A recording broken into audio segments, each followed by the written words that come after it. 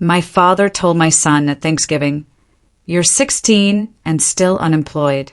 Your cousin is already earning six figures." You know, sometimes life throws you a moment so shattering, so utterly unfair, that it makes you question everything you thought you knew about family. For me, that moment hit like a punch to the gut this past Thanksgiving, when my own father, across a table laden with food, publicly humiliated my 16-year-old son, Noah, for not having a job. My kid, who works three of them. What I did next changed my entire life, and theirs forever. My name is Brad Whitaker, and I'm 41. To understand how we got here, I need to take you back, way back to the beginning. My childhood home was a place where my dad's word was law, but his love always felt conditional, like it came with a price tag. Dad, Gary, was a salesman through and through. He could charm anyone, loved being the center of attention, the guy with all the answers. But behind closed doors, he was perpetually stressed about money. Not "we're broke" stressed, more like, "I bought something impulsive, and now everyone needs to adjust" stressed. My mom, Linda, was the quiet anchor. She worked as an admin, steadily keeping us afloat. If the light stayed on, it was because of her quiet consistency, not Dad's grand schemes. I was the responsible one, the kid who did homework without being asked, got a job as soon as I could, always reading the room to avoid setting Dad off. My older sister, Melissa, was the golden child, Dad's spark. She was social, pretty, adored. When Melissa totaled her first car at 17, Dad hugged her and said, "Accidents happen, sweetheart." When I scratched his bumper at 16, he made me pay him $600 from my grocery store paycheck and reminded me for years how careless I was. The worst part, it felt normal, like my default setting was the one who fixes things. I still remember, clear as day, when I was 14. Melissa wanted to go to cheer camp.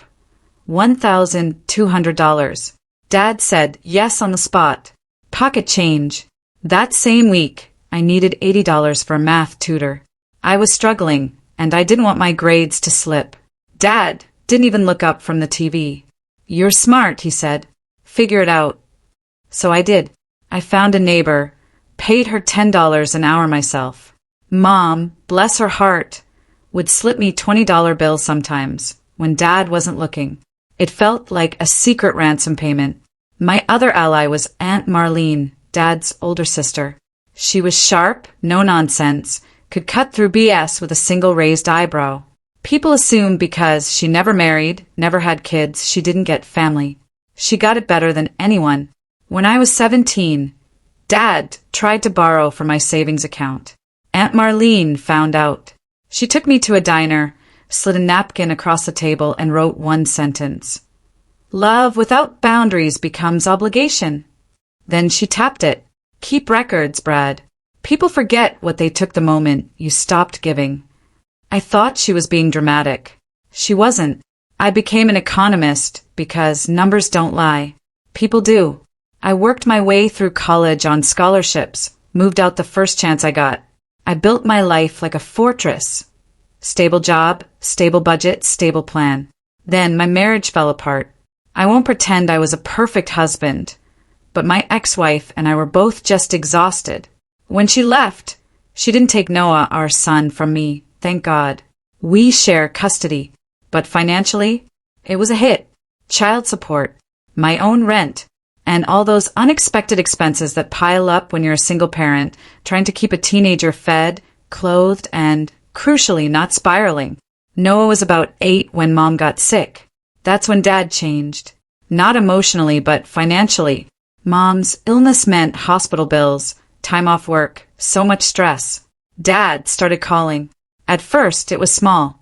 "Hey, bud, can you cover the HOA this month?" Then bigger. "We're behind on the mortgage because of all the medical stuff." I believed him. I wanted to believe him. I wanted Mom to be comfortable, and I didn't want Dad drowning, even if he had a habit of setting his own house on fire and then asking me for a hose. So I helped. I set up an automatic transfer for $1,500 a month. That number covered their mortgage, property taxes, insurance, and the rest supposedly for Mom's care and groceries. I told myself it was temporary. Temporary lasted 8 years. Mom passed away 2 years after those payments started. Instead of ending, Dad acted like it was his pension, like I'd inherited him. When I brought up stopping, he'd get quiet, wounded. Your mother would be so disappointed, he'd say. And the thing is, Mom was the kindest person I knew. She'd want her husband taken care of, but she wouldn't want her son bled dry while her husband bought toys. Because Dad did buy toys. The old car wasn't reliable, he'd say. I needed something safe. My back hurts, I need a nicer mattress. The neighbors upgraded. I can't be the only one with an old place. At some point, the toys became a Tesla. He didn't buy it outright.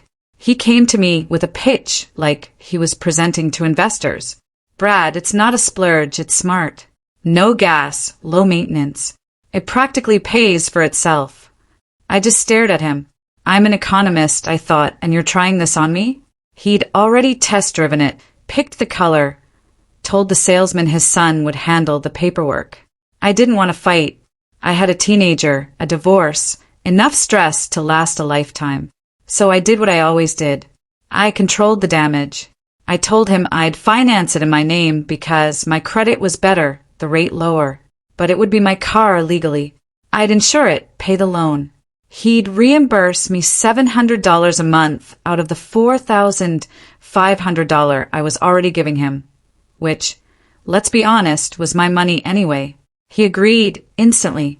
That should have been a red flag the size of a billboard. I kept the title in my safe, insurance in my name, loan linked to my bank. I did exactly what Aunt Marlene taught me. Paper, proof, control. Even then, I didn't realize how much resentment was building in Noah. Noah is a good kid, the kind who says thank you without being reminded, who notices when I'm stressed, who tries not to ask for things because he knows money is tight.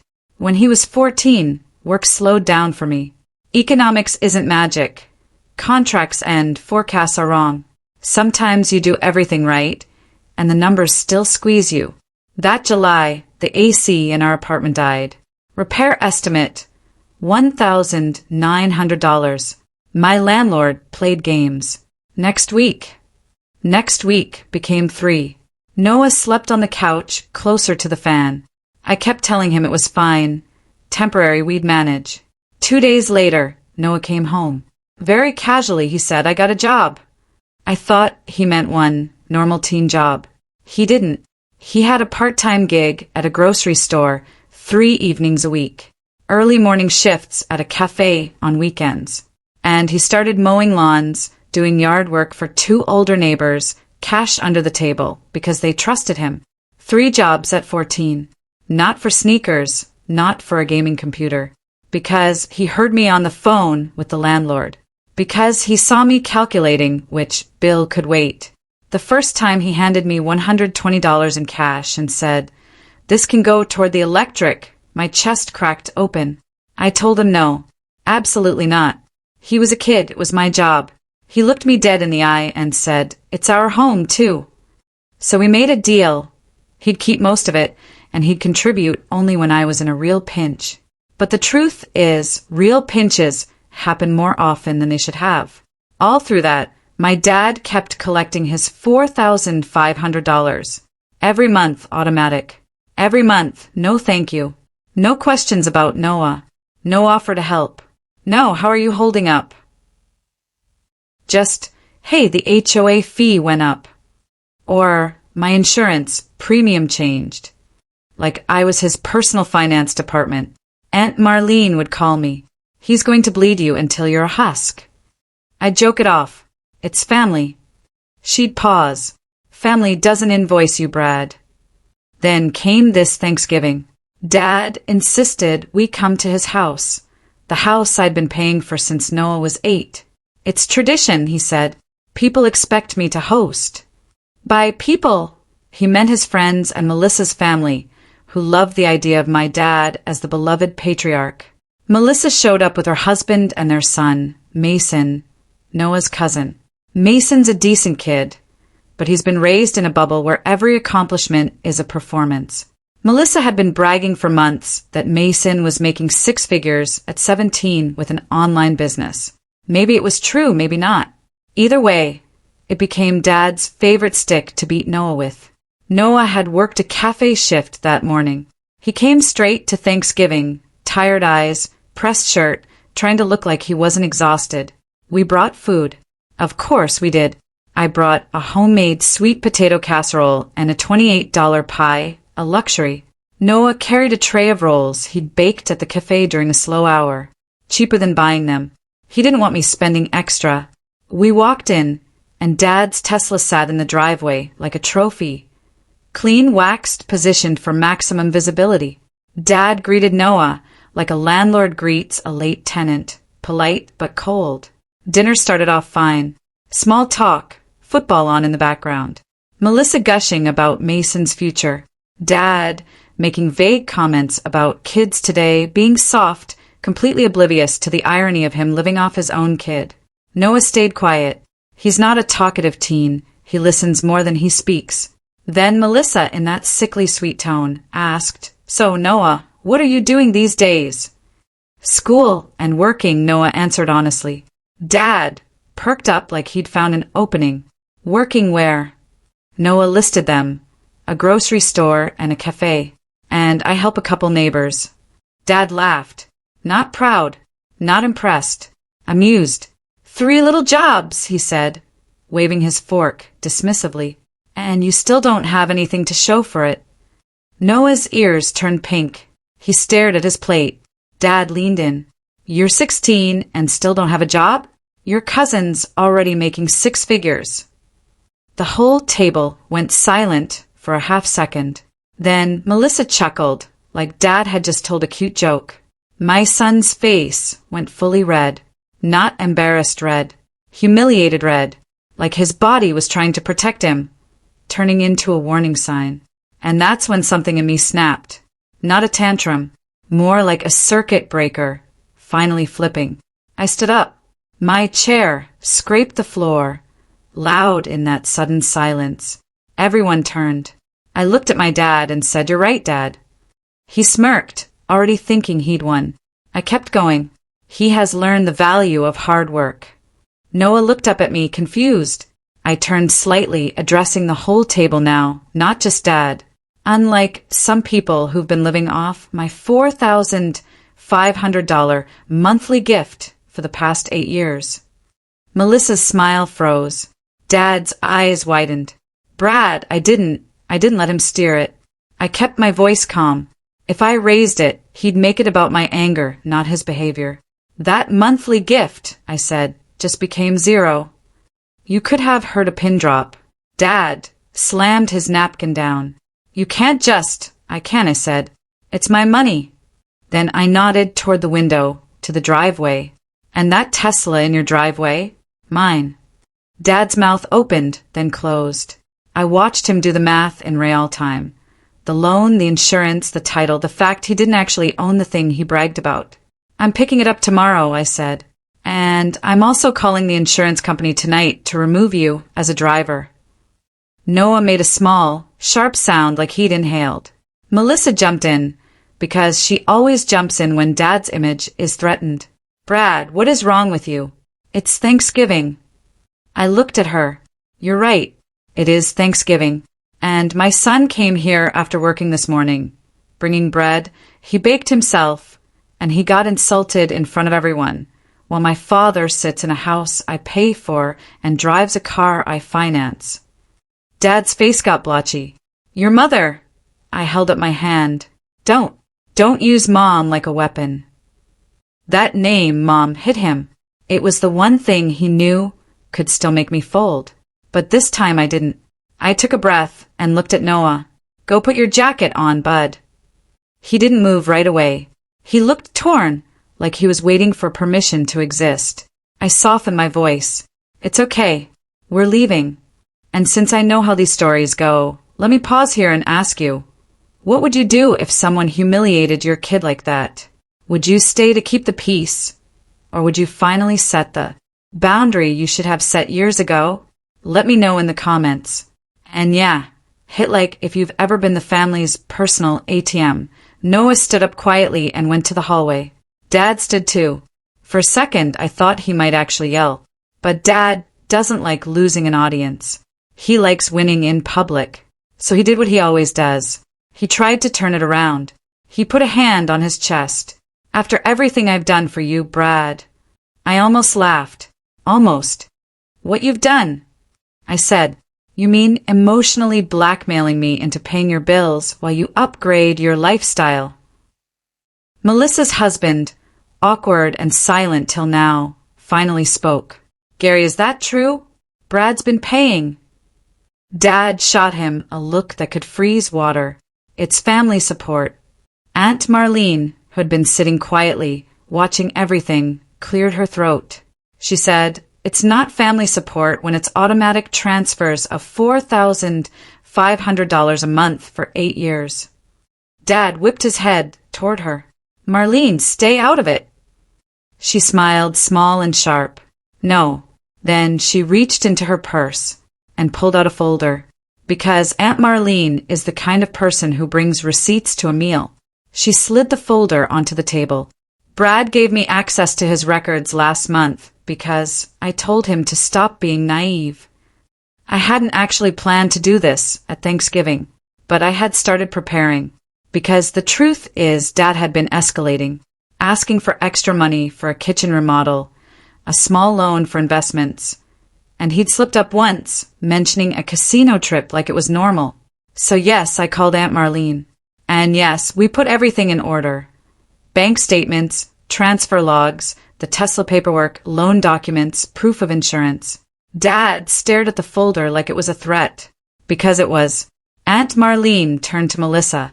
If you're so proud of Mason's 6 figures, maybe you can start supporting your father. Brad's done enough. Melissa's face flushed. This is disgusting. No, Aunt Marlene said. What's disgusting is a grown man shaming a child for working while he lives off his son. My dad's voice went low. Brad, sit down. You're embarrassing me. I looked at him. You embarrassed yourself. Then I walked to the hallway, grabbed Noah's coat, and we left. In the car, Noah didn't speak for a full 5 minutes. I drove, hands clenched on the wheel, trying not to shake. Not because I regretted it, but because my body was finally releasing 8 years of stress, like a flood. Finally, Noah said very quietly, I'm sorry. That broke me. I pulled into a parking lot and turned off the engine. No, I said. Noah, no, you didn't do anything wrong. He stared straight ahead. He made it sound like I'm failing. I swallowed hard. You're not failing. You're carrying weight you shouldn't have to carry. He shrugged, but his eyes were wet. I just didn't want you stressed. I reached over and squeezed his shoulder. I'm proud of you. I'm also mad at myself that you felt like you had to do that. He wiped his face fast, like he was angry at the tears. So we're not going back. I shook my head. No.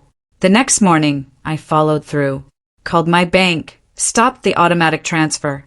Called my insurance, removed Dad as an authorized driver for the Tesla. Then I called my mechanic buddy to come with me the next day because I knew Dad would try something petty, like claiming the car was broken or hiding the key. I've learned, you don't play soft with people who don't respect you. I called a lawyer, not to destroy anyone, not for revenge, just to protect myself. My lawyer asked one question that made my stomach drop. Do you have any written agreement that these transfers were loans? I said no. My dad called them gifts. My lawyer said, then treat them like gifts you've decided to stop giving. Don't argue. Don't negotiate. Don't justify. You don't owe anyone an explanation for not handing them money. It sounded so simple, like a door I could have closed years ago. My dad called me 12 times that day. First angry, then wounded, then manipulative. He left a voicemail. You're going to let your own father lose his house? Your mother would be ashamed.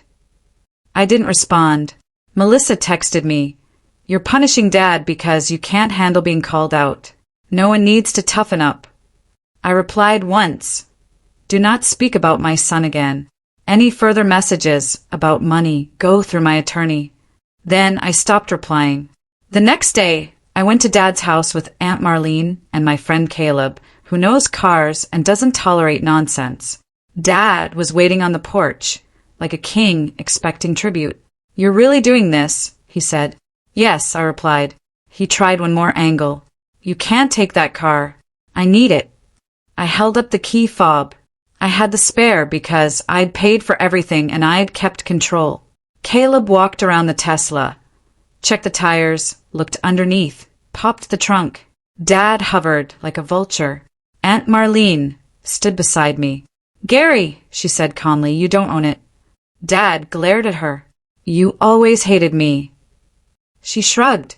"I hate what you do to people." Dad turned back to me. "So what now? You think you're better than me?" And I realized something in that moment. He didn't see the money as help. He saw it as proof he still had power. I said, "This isn't about being better. It's about being done." I got in the car, adjusted the seat, and for the first time in years, I felt something close to peace. I drove away. Over the next week, the family pressure came in waves. My aunt on my mom's side called. "Brad, he's your father." I said, "I know. That's why I helped him for 8 years. But he's older. He can't work like you. Then he needs to adjust his lifestyle like the rest of us. He's not entitled to my paycheck." I ended the call. A cousin messaged, "You know he's telling everyone you're abandoning him." I replied, "He can tell whatever story he wants. I have bank statements." And that was the key. Facts. Dad thrives on emotion and shame. Facts starve that. Noah watched all of this quietly, like he didn't trust good things to last. One evening, about 10 days after Thanksgiving, we were sitting at my kitchen table eating leftovers. Noah said, "So I don't have to keep working 3 jobs." I almost cried again. I said, "No, you can keep one if you want spending money and experience, but you're not working to keep the lights on. That's my job." He nodded slowly, trying to let that sink in. Then he said, "Grandpa's going to hate me." I said, "Noah, your grandpa hates losing control. That's different." And I told him something I wish someone had told me at 16. You don't earn love by suffering. You earn respect by having boundaries. A month later, Dad listed the house for sale. He didn't tell me directly. I heard it through Melissa, who called like she was delivering a tragedy. "He might have to downsize," she said dramatically. I said, "Good." Silence. "That's cold." "It's reality," I said. My lawyer advised me not to engage. I followed that advice like it was oxygen. Dad tried to show up at my apartment once. He banged on the door like he still owned me. I didn't open it. I texted him one line, "Do not come here again. Communicate through my attorney." He sent a string of messages calling me ungrateful, accusing Aunt Marlene of poisoning me, claiming Noah was lazy because I coddled him. I didn't reply. Noah saw the messages anyway, because teenagers notice everything, even when you try to shield them. He handed my phone back and said, "He doesn't know me at all." I said, "No, he knows what he wants you to be." And here's the part one didn't expect. Cutting my dad off didn't just change my bank account. It changed my nervous system. I slept better. I stopped bracing every time my phone buzzed. I stopped doing mental math in the grocery aisle like a hostage negotiator. I took Noah to open a savings account in his name. A real one. Not a help dad fund. A future fund. Aunt Marlene helped me restructure my finances like I was one of her clients. She didn't baby me, didn't lecture. Just treated it like reality. One evening, she came over for dinner. Just simple pasta. She looked at Noah. "Your dad did something hard." Noah nodded. Then she looked at me. "You did too. Don't backslide." I promised her I wouldn't. Melissa, and I barely talk now. Not because I screamed at her or destroyed anyone, but because our relationship was built on me staying in my place. And I'm not in that place anymore. My dad eventually moved into a smaller condo across town. He still tells people I abandoned him. I'm sure he still plays the victim. That's his favorite role. But he's not homeless. He's not starving. He's just living within his means for the first time in decades. And Noah? He still works at the cafe on Saturdays because he likes his coworkers and he likes having his own money. But he quit the grocery store and stopped doing yard work. Unless he actually wants to. He joined a school club. He started laughing more. He looks lighter. On a quiet Sunday afternoon not long ago, we were both in the living room. I was sorting paperwork for tax season and he was doing homework. It was boring, peaceful life stuff. He looked up. Dad. I said, yeah. He said, thanks for standing up. I didn't make it dramatic. I just nodded. But inside I felt something settle. Because walking away wasn't revenge. It was survival. Real family is who shows up with respect, not who shares your DNA and sends you a bill. And these days, I choose who gets a front row seat in my life. So what did I learn? That real love doesn't come with an invoice.